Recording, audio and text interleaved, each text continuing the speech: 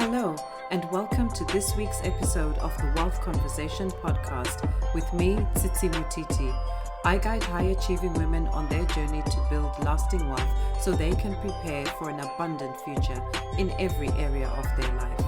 I hope that today's episode will help you to transform your relationship with money so you can make the choices that will enable you to create the opportunities and lasting wealth that you desire.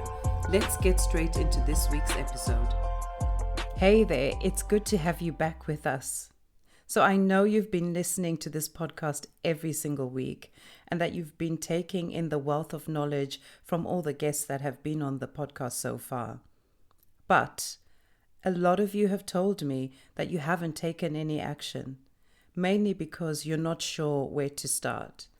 And I get it, because I've been there before. The good news is that I can definitely help you get clear on the 3 steps that you can take straight away to create the solid foundation that you desire. So head to the show notes and click the link to book a Power Hour session with me.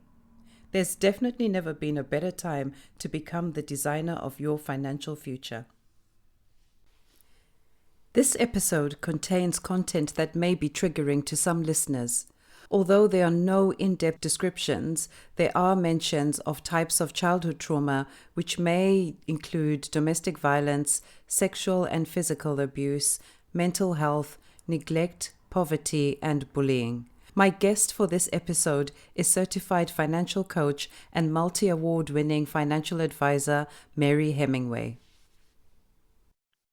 Welcome, Mary, to the Wealth Conversation podcast. It's Brilliant. really good to have you. Thank you for having me. Oh, you are very welcome. Let's start with who you are. Please introduce yourself to the listeners. Great. Yeah. So I'm Mary Hemingway. I'm the founder of Fearless Financial, where I practice as a financial coach. And I'm also a practicing financial advisor, a multi-award winning financial advisor.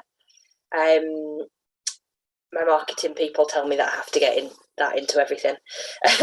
I'm also a mum to a 3-year-old who you might hear in the background. You may or may not hear her. And a wife, and I live in the rural Scottish borders where I grow my business. And yeah, that's me. Fantastic, Mary. And congratulations on all your awards. Thank you. Thank you very much. So we are talking about childhood trauma and how it impacts our relationship with money. And this is something that I heard you talk about at a conference that we both took part in. In your opinion, Mary, how does childhood trauma impact our relationship with money? So yeah, and I will do this in my experience. I'll talk about my own experience, actually. So I've been in financial services for 10 years as an advisor.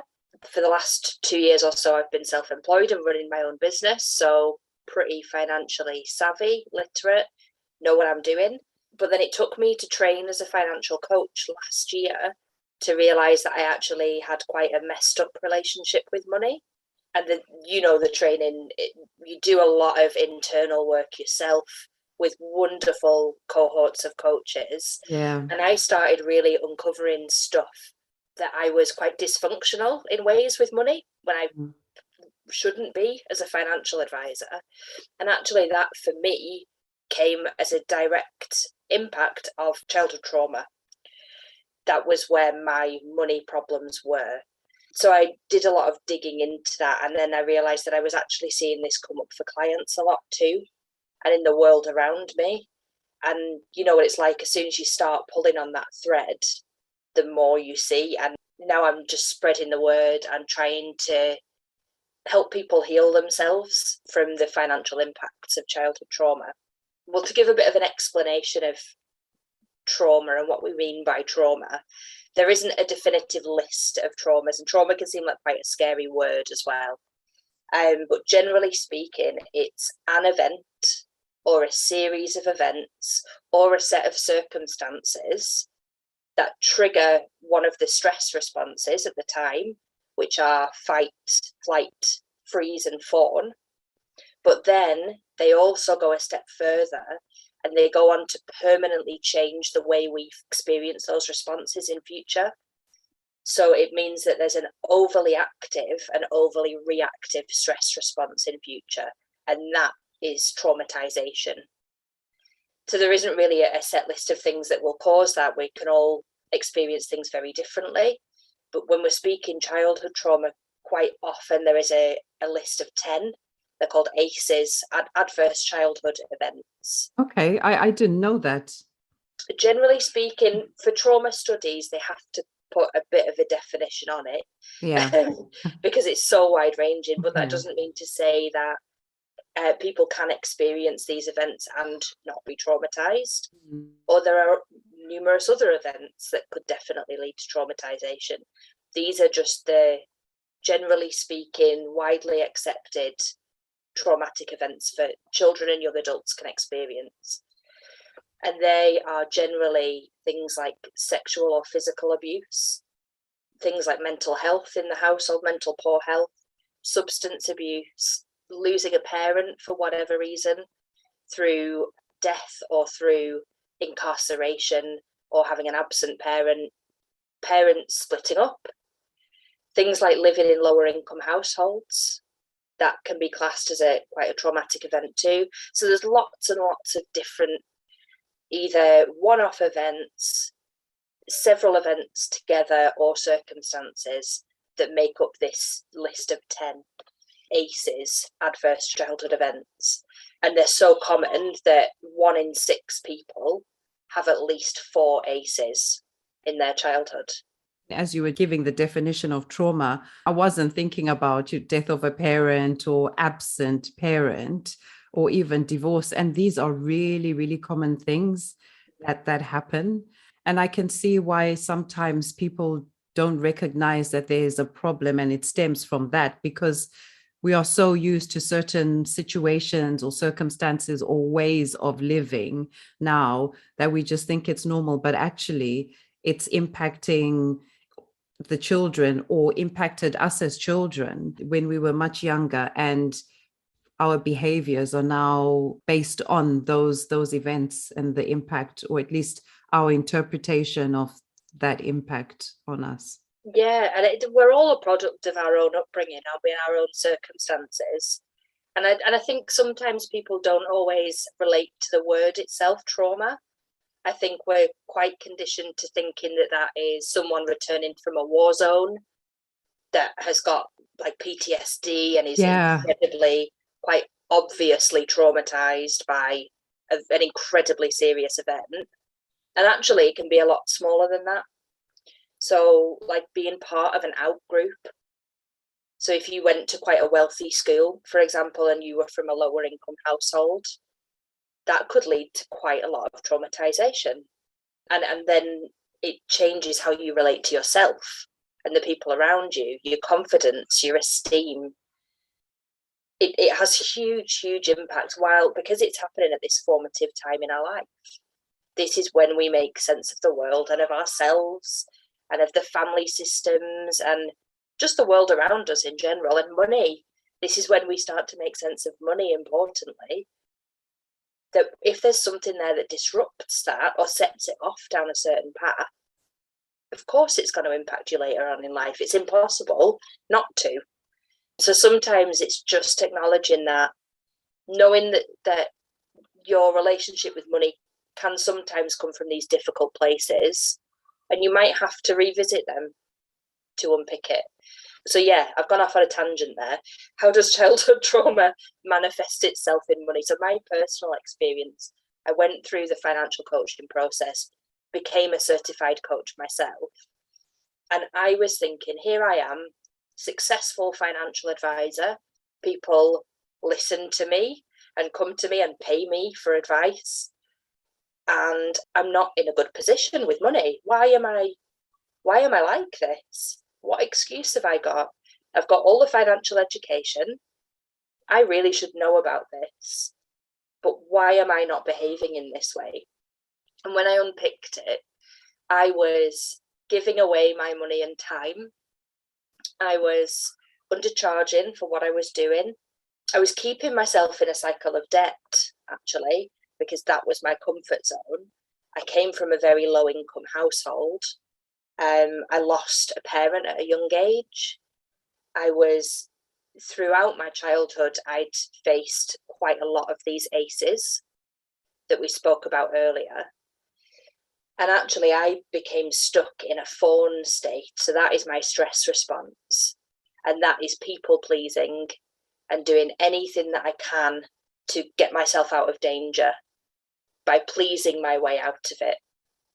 So I would pay for friends' dinners because I was scared of being alone.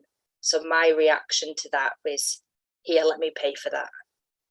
I was scared of being successful, actually, and having money, because that was never something I'd experienced.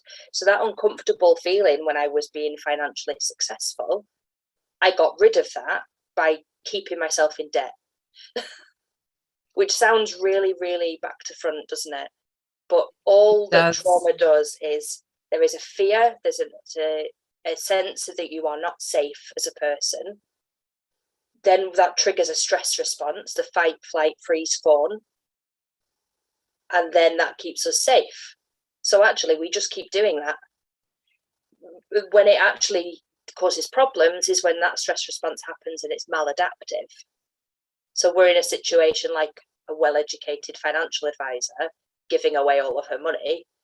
That's not a good use of my stress response, is it? Let's be honest. But I didn't know that because we have no control over it. Yeah. It's just what our body does to protect ourselves. Indeed. Yeah. I mean, your story is very similar to mine, where financial services was not my first choice of career because I didn't believe that someone like me could actually manage money well and make it grow. And this is all stuff that I've carried with me from childhood. And yeah, that cycle of debt is something that I went through, the people pleasing. And, my husband's always like, when we're going out these days, like, do not pay for everything. Yeah, so, at least he recognizes it. Yeah, it's like, why do you do it? It's like, well, and at the time you don't even you recognize that that's the reasons why you're doing it. It just all makes sense to you because your brain has obviously made sense of the reasons why. But it's interesting and that you've broken it down into those stress responses. And I think now that you've mentioned them, I can see times when I've been in one of those 4 stress responses, I've made certain financial decisions which were not beneficial to me. Yeah, I think it's really key because sometimes we make these decisions and we're not in a stress response. I'm not saying never pay for your friend's coffee, or that's fine, but recognize the place where you're making that decision from. If, like me, it was a case of I would immediately revert back to childhood self who never felt like she belonged anywhere. And I would think, if I don't pay for this, they are going to leave me. They're not going to like me. I don't bring anything else of value to this relationship whatsoever. So that is fear cycle in my head. And my immediate reaction is, okay, we can fix this. We can pay for it. Let's get ourselves out of the unsafe situation, Mary. We can do this. Pay for the meal. And then everything's okay again. And I've just confirmed my own stress response then, because it worked out, didn't it? It's like confirmation bias. Yeah, exactly. You get through every single one of these. So, hey, it must work. We'll just keep doing that. Yeah, exactly. And I think the other thing to say is also, if it's now going to cause you to either be in debt or not have enough to look after yourself and your family, then it does become a problem, and it's something that needs to be looked into or at least discussed with somebody. So this is why I thought it was really important to discuss this topic. Definitely. I think it's just knowing where that's coming from in your own mind and your own body. And if it is creating some sort of negative output, then it needs to be looked at. Because the other one is the shame and the guilt cycle that quite often follows these. Is you're not unconscious to it. You realize what you've done, and you realize that it maybe wasn't the best decision. Like, again, to use my example, I would have all of these behaviors and watch my overdraft empty every single month, and then think, Mary, you're a financial advisor. Get it together. seriously, and but then be like so guilty about it, so ashamed about it, because financial advisors can't be bad with money. Yeah, that's what we all think here, right? Of That's course what the we world can't. makes us think. Yeah. Yeah, absolutely. And then there's, or you could say that in any position. The one thing that I hear most of clients is, I'm bad with money, or just a sense of guilt and shame that we should be better, but we don't. No one learns how to do this, really. Exactly. Yeah. We don't know. You have to pick it up, and you have to consciously pick it up. So there's no shame in not doing it right, as if there is a right way to do it. But that shame and that guilt and that fear just traps you in a place where you can't change. And it's really important to actually break that. And I think one of the biggest things for me was sticking my head above the parapet and saying, I'm a financial advisor who's crap with money. And then I realised that loads of other financial advisors said it too. And I thought, brilliant. It's about time. I'm great with other people's money. Yeah. It doesn't affect my job at all. But yeah, I'm not good with my own. And I am. I'm getting better. I've got my own baggage that I have to deal with. I'm a person. And there isn't any shame in saying that. And being able to say that has then enabled me to move on, to grow, and to look at this in more detail, and then hopefully help other people with it. I really love the fact that you are focusing on the impact of childhood trauma and people's financial well-being, really, because it doesn't just encompass the money side of things. It's the whole well-being piece as well. And the more we talk about this, the more people understand it, the less ashamed people are going to feel when they make certain decisions. And hopefully it's a conversation that people can have more and more with financial advisors, and recognize that we're also people who may be going through similar things, so we can resonate with them.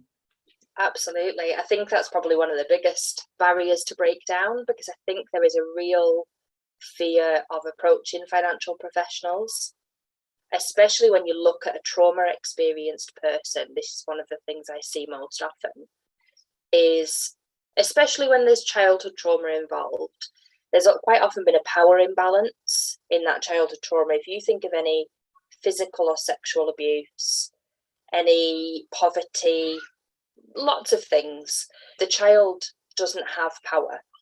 They don't have agency. They can never really walk away from a situation, and they never really put themselves in that situation either. So they have zero power. And money has the ability to make us feel that again, and feel powerless again. So quite often trauma experienced people will avoid that powerless feeling for obvious reasons. That's really not a nice thing to feel. It can trigger a stress response. So if you need, for example, you need to get your mortgage sorted, but approaching a mortgage advisor, you think, well, they know everything. They're going to think I'm an idiot, that I don't earn enough money, that I'm bad with debt, all of this stuff. I'm just not going to approach them. That's the stress response saying, run away, don't look at it, don't talk to them, because you're going to feel in that powerless place again. So just avoid it. So I have people who have eventually approached me or found out about how I work with trauma experienced people, and they're just terrified of speaking to a financial advisor, to be honest. They don't want to be judged. They think that we get up on our soapbox and lecture people. You don't put enough money into your pension, and you don't have enough of a safety net. Get your will sorted, all of this stuff. But really, that's not what it's about at all. And I think if that is a barrier to you approaching a financial professional, you really need to work on that and find the right financial professional, because I imagine there are some like that. Yeah. There will be ones that you really don't want to go to, and that's absolutely fine. Indeed. I'm busy nodding my head, because it's about finding the right financial advisor for yourself, and actually advisor in any area. You have to be confident that they will listen to you, they will understand what you are saying, and that whatever advice you get from them is really relevant for you. And it's not a sort of tick box exercise and them trying to get the meeting done in an hour so they can go and meet the next person. So yeah, really great points that you've made there, Mary. And we're people too. So as I said just before, I'm a financial advisor that has my own issues with money. I know what it's like. I've been there. You know, I'm still working my way out of a debt trap that I put myself into. I get it. I understand. That's fine. I'm not going to lecture you. Yeah, exactly. Yeah, a lot of us get it, and we've walked through that path. And as you said from the beginning, we've also got our own baggage and childhood trauma that we've experienced. It's such a common thing. I can speak for myself. Really, every day I am navigating all those feelings and emotions to try and make the right decisions, and then also feeling a bit of shame when I feel like I've made the wrong one. But I think every step that you make, and as you recognize those stress responses or non-stress responses and start learning why you are behaving in that way, it just gives you a bit more clarity on how to deal with things going forward. Yeah, totally. It's just knowing about it is half the battle, really. Indeed. Yeah. Because if you have no insight into why you are behaving the way that you behave it, there's no way for you to improve, because this stuff is so ingrained in our lower levels of our brain. It's not even on a conscious level. It's not something you can think your way out of. Yeah. You know, you've really got to do some work to understand it and try and heal yourself from that to then go and improve. But if you're completely closed off to it and really stuck in these stress responses, there's not really a lot you can do. So knowing where a decision is coming from is the best way to start. 100%. I couldn't agree more. So, Mary, you are helping people make financial decisions whilst they're trying to overcome childhood trauma. How exactly do you support your clients whose relationship with money has been affected by childhood trauma? So I think it's a difficult one because each client's really, really different with this. And I work with clients in different ways. So I have some advice clients and some purely coaching clients. So I meet them on a level that is suitable for each client. I don't do this with everybody, but I am able to do this if my client is willing to go there. And what I should say as well is that it's no substitute for actual mental health professional support. If anyone comes to me in crisis, I'm a mental health first aider, and I have a little black book of wonderful organisations that can really support, and brilliant therapists that can help heal the trauma itself. But as a financial coach, well, we're always looking to the future. So coaching is about projecting forward. How can we improve things moving forward? Yes, we might have to look back a little bit to do that, but I don't spend loads of sessions talking about your childhood, getting you to do ink blocked pictures. I don't do that. I'm not a therapist. I'm here to make your relationship with money better. So that's really, really important, is that we stay quite focused on it. Mm. But initially, it's what we said, it's knowing where your financial decisions are coming from. Are they being made in a stress response? And then where, if a client is willing to go there, where does that stress response come from? If they want to talk to me about any experiences that they've had, I'm happy to go there with them. But again, keeping it in context of what do we learn from this? Do we understand how that stress response came about? Because at the time, as children, it's getting us the hell out of there as safe as possible. That's what it's designed to do. It shuts down every single functioning, but higher functioning part of our brain, and focuses right down on our core psychology, so that we can either fight our way out of it, run away, freeze and hide and dissociate, or please our way out of it just to get us through. So these reactions are born out of absolute necessity, where we don't have a choice. And thanking them for that, because we recognize now that maybe they're playing a part in our financial decision making, thanking them for being there the first time round. Actually, yeah, for me, thank you, phone response. You got me out of some horrible stuff. But now's not the time. And I recognize that you're here to protect me. But I'm old enough now and big enough, and I have enough control and agency over myself that I can learn a new way of doing this. So then you have to relearn. You have to understand when you have a trigger and then relearn what your response is. So quite often just giving yourself space when the trigger happens, giving yourself space, could be physical space, mental space, whatever it is, to de-escalate yourself and regulate your own brain again. And there's lots of different skills to do that. So finding practical ways of doing that's really important. And then coming up with a new coping strategy. So rather than throwing money at the problem, like me, paying for everyone's stuff, think of a different way of doing that. And that's quite a practical way that I work with clients, is actually, how can we implement this in everyday life? What are your choices in this? Because you have choice now. You don't have to be a slave to your stress response anymore. And then it's just implementing it. I say just implementing it, like that's really easy. Just practicing. Yeah. Being really, really kind to yourself. And yeah, you'll get it wrong, and that's fine. Sometimes you as I said, you have no control over these reactions a lot of the time. You will slip into it, that's fine. Mm. But just whenever you can, thank the response for being there. Give yourself space to move away from it. Build yourself a little menu of other options that you can have to hand to cope with this experience, and practice. Yeah, it's like going to the gym, building your muscle strength or body strength, just practice, give yourself time to rest as well, take things in and try again. And I love the concept of thanking those responses. When you mentioned freeze this time round, it reminded me of the time when I was getting those letters in the post about how much I'm owing. And I'd literally just put it to the side and try and ignore it. And almost like I'm trying to freeze time. And I'm just like, wow, I'd never thought of it in that way until you started talking about the freeze response just now.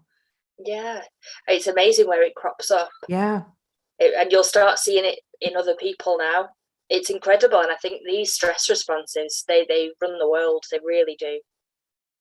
So many decisions are made on the back of them. And as I said, they're very useful. They're there to protect us. They kept us alive through horrible stuff. Exactly. And I think even as go away.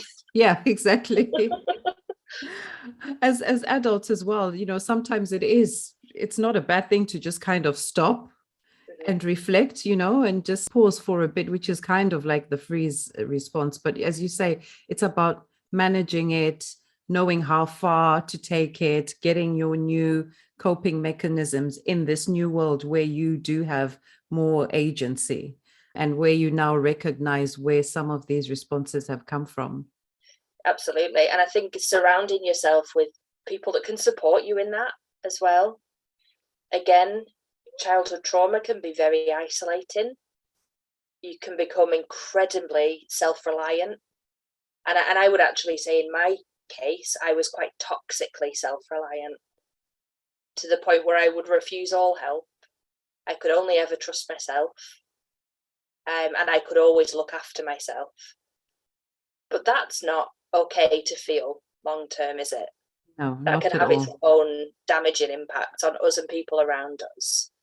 And actually, if you're, I think in my case, I thought I can only ever rely on myself. I am right 100% of the time, which was wrong. That's not correct. I needed to sort of learn to not listen to myself all the time, to take myself back, to think, no, where is this response coming from? If it's coming from my trauma, then no, I need to look at that objectively. So not always going with your immediate knee-jerk reaction, and learning to trust other people. So widening that support network is really important, and having people in there that lift you up, that support your own agency. So going back to working with clients, it's teamwork. It's absolute teamwork. There is no me going into a meeting and saying, you should do this or you should do that. That's not trauma informed. That's not helpful to anybody. It's helping people make the decisions for themselves. Love that. I love that. And what you said about wanting to be in control, and also that everything is right. You're always right. Really resonates with me. I've been in that space. If my husband is listening, I am obviously always right. But internally, I know that, some of my things that I think are right are actually born from somewhere quite horrible. Yeah. And I need to sanity check myself. Yeah. No, I hear you completely. Wow, this has been so fascinating, Mary. I know we've just touched the tip of the iceberg on this topic, and I'll be thinking about other ways of, having this discussion, and also looking at my responses in more detail now. It really is amazing, and once you scratch the surface on it, so much more comes up, and it's exciting because the field of trauma is really rapidly evolving now. But it's still not really spoken about in a financial sense. No. There's very, very little understanding of the impact in our finances. And I find it really fascinating. All I've got is anecdotal evidence, but I'm actually hoping this year to launch a study. I'm looking for academic partners at the moment, and that is studying people who have been through adverse childhood events and people that have not, actually, as a control group, then going through what their beliefs are about money and their behaviours with money, and then the financial impact. So it's actually the first end-to-end study of its kind that shows the cause, which is the childhood trauma, sort of the modality, which is the behaviour and the belief system around money, and then the outcome, the end result, which is the actually financially, where are you? And hopefully through that, we can get a bigger picture of how this does affect people's finances and why. And then hopefully we can work on changing that as coaches and as advisors, and in ourselves. How can we actually make this better? Because it's quite well understood that people who have suffered ACE trauma have poorer financial outcomes, but there's very little understanding of why or how they get from A to B. So hopefully that will fill in some blanks and we go from there. I think it really will, and it will help so many people get the right advice at the right time. I think that's going to be brilliant. So. Yeah, I look forward to that coming out. Mary, as you know, I believe that to create true wealth, we must all be clear on what wealth means to us in each area of our life. So in a few words, please could you tell us what wealth means to you in the following areas of your life: physical, mental, spiritual, social, and financial well-being? So I think really being wealthy means being able to be in alignment with your own self, with your core values, and with your needs at any given time. So I think that covers all of it. But alignment for me is being able to give to people without it being a stress response. So actually consciously wanting to give to people and be generous and help people, that's very, very important to all aspects of my life. And then it's freedom to have agency, isn't it? It's being able to make our own choices without the fear around money. That's why I called my coaching business Fearless Financial. Because when we're in a place of fear, we're not living up to our true potential, really, are we? We make decisions based on fear rather than what we need at any given time. So for me, being wealthy is being in alignment with myself and my values and my future and my needs with no fear. I love that. Absolutely love that. And I'm sure a lot of people listening to this will resonate with that. Thank you so much, Mary. How can anyone listening to this episode get in touch with you? Yeah, so I'm on all the normal social media channels, really. So Facebook is at Fearless Financial, Instagram's fearless.financial, and then I'm on LinkedIn, Mary Hemingway, Hemingway spelled with just one M, catches quite a few people out. And then my website is www.fearlessfinancial.co.uk. On there, there's loads of resources, loads of case studies about financial coaching, and some good ways to keep in touch. There's also a brilliant newsletter on there too. And I'd really urge everybody, if you are interested in that trauma study, to sign up to the newsletter, because that's where all of the study is going to be released on there. And I need as many participants as possible.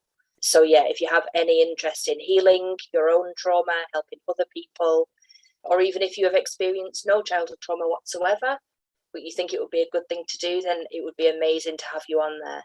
And hopefully we can create a really big difference with that. I'll definitely be signing up, Mary. Count me in. Brilliant. You've got me on your list. Thank you so much, Mary. This is a topic that a lot of people tend to shy away or just don't know about. So thank you for being so open about not just your own childhood trauma, but how you help other people or your clients just navigate the trauma that they've experienced so that they can have a more fulfilling life in the future. Absolutely. We all deserve it. We all need to be a bit more fearless. Thank you for listening to this week's episode. Connect with me at The Wealth Conversation on Facebook and Instagram so we can continue the discussion. Also, if you enjoy tuning into this podcast, make sure to leave a rating and review everywhere you listen to podcasts, including Apple Podcasts, Spotify, and YouTube. Until next week, stay focused on becoming the designer of your financial future.